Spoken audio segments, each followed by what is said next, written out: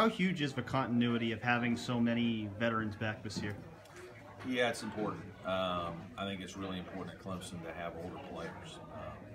We need more experienced guys that are physically more developed and ready.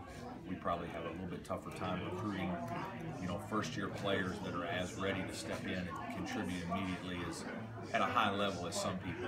Certainly Dante Grantham was one of the guys we were able to get to do that. But I think us having some seniors and juniors in our program that are primary players and good players, that's really important for us. That experience is the evening factor of some of the things we face against the teams we play in our league. Is this as experienced and maybe talent-wise, top to bottom? You don't have a KJ, but as far as the overall talent, maybe as good as you've had here at Clemson? I like our talent. I like our team. I'm a little concerned. There's a little bit of depth issue in the backcourt that if we have a guy or two go down, we could be thin quickly. We kind of made a decision with Shelton Mitchell and Marquise Reed. We just felt like they were too good of players to not try to get, so we didn't add another player to this team. It would probably be nice to have one more perimeter guy that had a little firepower, could change a pace, do some things, but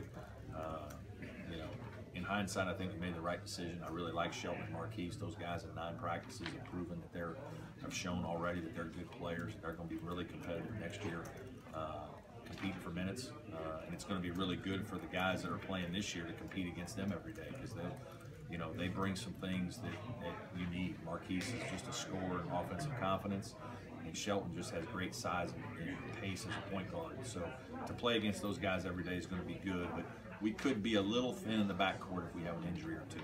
That's one of the concerns. How do you see that battle for the starting point, starting 1, starting 2? How do you see that kind of thing?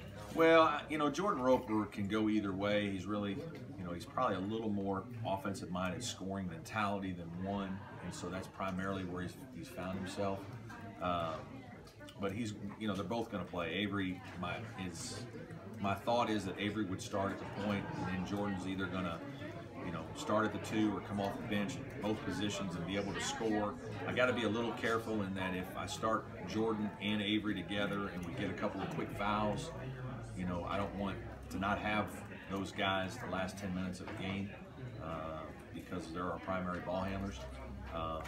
So then I think it comes to a guy like Gabe DeVoe or Austin Jukwa, maybe even a Ty Hudson. Gabe is a guy that provides long-range shooting. He has strength. He's big and strong. I think he can rebound if we get on him a little bit and push him to rebound. I think at 6'2" and 200 pounds, he's a guy that athletically can jump up and get big rebounds. Austin Ojukwu is a versatile player that really probably excels more defensively right now. So he's kind of a nice change up that way with size, being able to lateral quickness, being able to guard different positions and bother some people.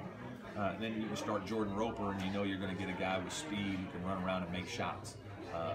Sometimes his size can be a little bit of a detriment defensively. You play a little bit with undersized guards, but at the same time, he's an experienced player and a guy that's had a lot of good games.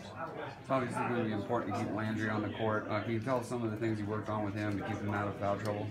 You just go back and you go back through all the fundamentals and just being in proper positioning and trying to keep the ball out of there before it gets there so you don't get into trouble.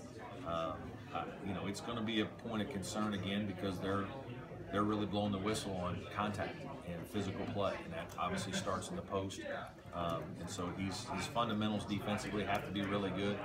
I think, in looking at a lot of it, I think he was unfairly penalized in several games with some of the calls. I don't know if it became a tag that he got around the league a little bit, but he's got to get past that mentally himself and play with more confidence and believe in what he's doing and trust what he's doing, because we need him out there. He's a guy that brings a ton of energy to our team and it can bring us some low post scoring that we're going to need. What area of Jerron's game have you seen the most improvement on from last year? It's a good question. I don't know if it will be shooting because I do think his shooting has improved. He's a guy that really did not shoot the ball. He thought he shot the ball pretty well, but really he did not shoot the ball really well when he got here. He would shoot a lot of threes, but and we talked to him about not doing that. And as he's gotten better, and shot the ball better. He's opening things up, which is what we really need, and taking more threes. I think maybe he took 50 threes last year, 55, I don't know. But I would look for that number to increase, certainly, which I think is a good thing. I don't want him to fall in love with it, though. The thing where he's starting to get to a next-level player is not just driving and scoring or getting fouled, but driving and drawing to and getting other players' baskets. And I've told him to be a great player, you have to make other players better. So that's kind of the next step in his progression. And it's something we started working on a little bit at the end of last year. Obviously, all spring and summer, we've been working on it and well into the fall. With Austin, is it valuable to have a bigger guard like that that can be disruptive? It is, and I think that's his main value right now to start. If you were to ask me what's the best thing he does, is defend different players, you know. And there were a couple games last year where we stuck him in there, and he, you know, Rod Hall was probably our #1 defender. DeMarcus was right there too. DeMarcus and Rod were both pretty good defenders. But Austin Ojukwu was also a guy that occasionally came in and guarded a guy like Jerian Grant for possessions. And his versatility to guard, he could guard a point guard if he had to. He can guard some threes. He's gotten stronger, which I think is important. Keeping him strong and keeping weight on him has been a challenge. You know, it's something he's got to continue to buy into, to playing at a heavier weight so he can be more physical. That's his greatest strength.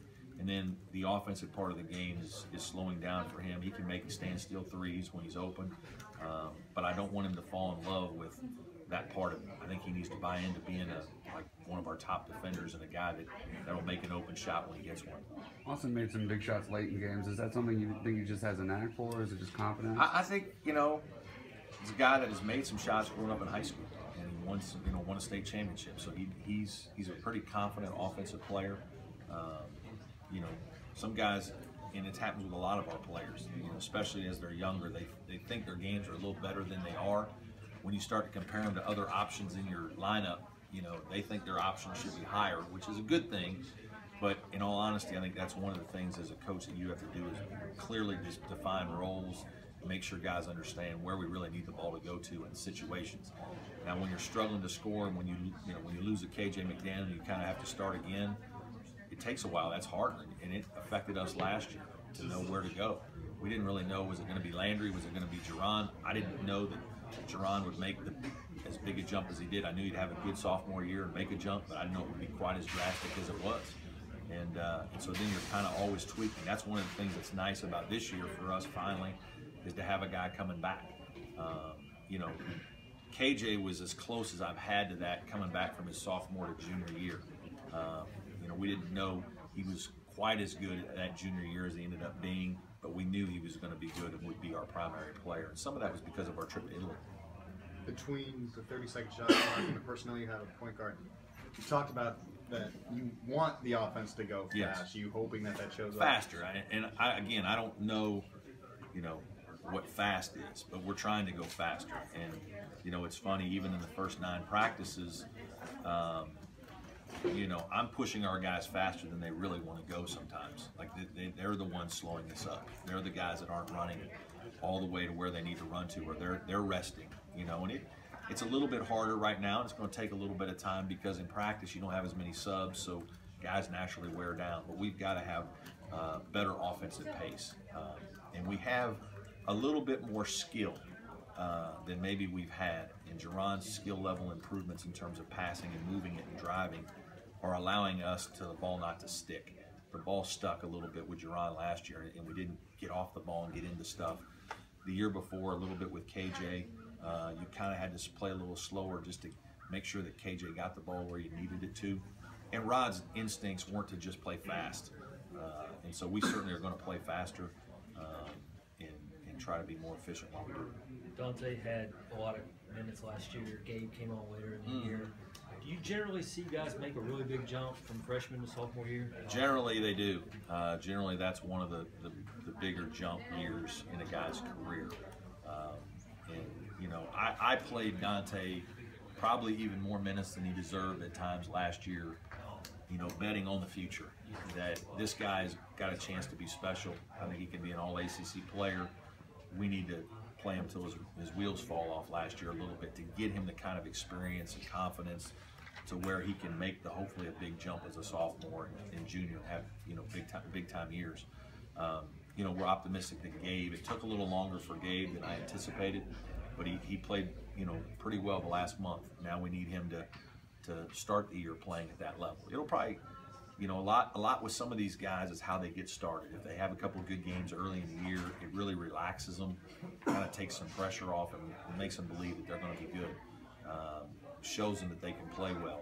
And so I think we have some important early games for certain guys in our program. Not just those guys, even a guy like Landry Noko, to have a couple of good early games will really give him confidence to move forward.